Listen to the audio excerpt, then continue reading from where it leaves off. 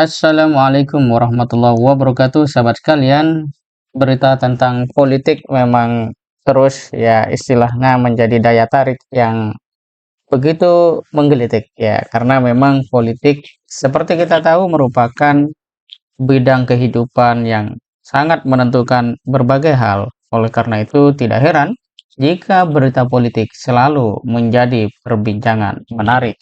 Kali ini adalah tanggapan pengamat terhadap Hasto Kristianto. Di Tempo.co judulnya pengamat ragukan Hasto soal operasi jegal caleg kritis PDIP jarang turun ke konstituen. Sahabat sekalian, sejumlah pengamat politik meragukan pernyataan Sekjen Partai Demokrasi Indonesia Perjuangan PDIP Hasto Kristianto yang menyebut dugaan adanya operasi politik khusus untuk menyingkirkan calon anggota legislator Partai Banteng yang dinilai kritis.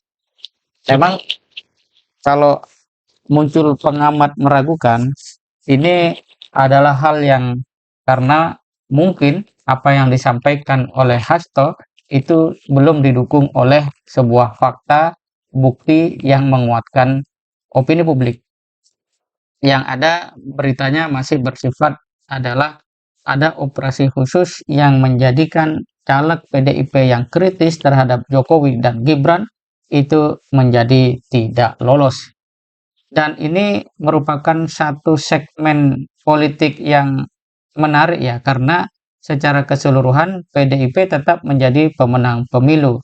Akan tetapi terhadap caleg-caleg tertentu yang dinilai kritis oleh PDIP sendiri seperti yang disampaikan Hasto itu justru tidak lolos dan kemudian itu ya dianggap atau mungkin dituding atau bahkan dipercaya oleh Hasto telah menjadi korban operasi khusus.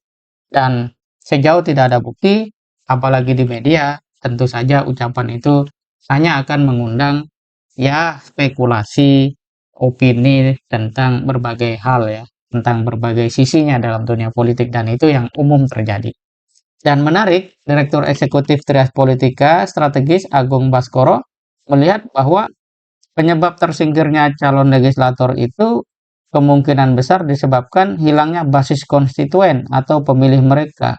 Jadi bukan operasi khusus ya. Calon legislator yang tidak terpilih disebabkan karena mereka jarang berkunjung ke daerah pemilihan, sehingga basis pemilih mereka tergerus pendatang baru yang lebih populer. Konstituen di dapil itu perlu disapa, dirawat, kata Agus saat dihubungi Tempo Sabtu 23 Maret 2024. Sahabat kalian, pernyataan dari Baskoro ini sepertinya cukup kuat relevansinya dengan situasi masyarakat yang kian melek terhadap politik, di mana mereka melihat politisi tidak lagi sebatas sebagai sosok yang dia mutlak baik atau mutlak layak dipilih hanya karena dia berasal dari partai tertentu. Apalagi kalau melihat posisi Masinton Pak Saribu ya, dia berada di dapil neraka. Jelas kalau tidak ada kreativitas, apalagi misalnya betul dia jarang bertemu konstituen, ya pasti akan ditinggalkan.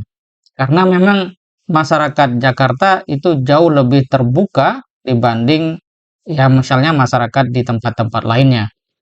Dan kalau misalnya Masinton Pasaribu ini misalnya memang dekat dengan rakyat, ya logika umumnya politisi yang memang tidak menjauh, tidak ada jarak dengan rakyat, dengan konstituennya, ya pasti akan melenggang lagi, kira-kira begitu ya.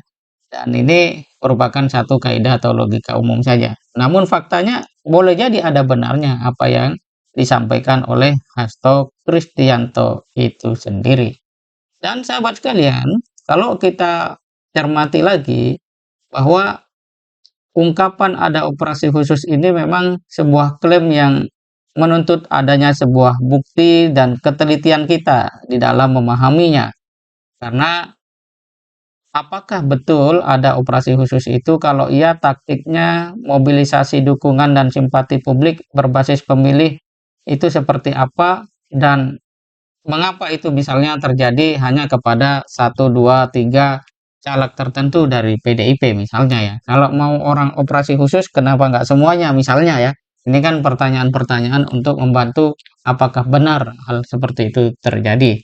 Kemudian ini juga berkaitan dengan soal bagaimana komunikasi internal PDIP itu sendiri.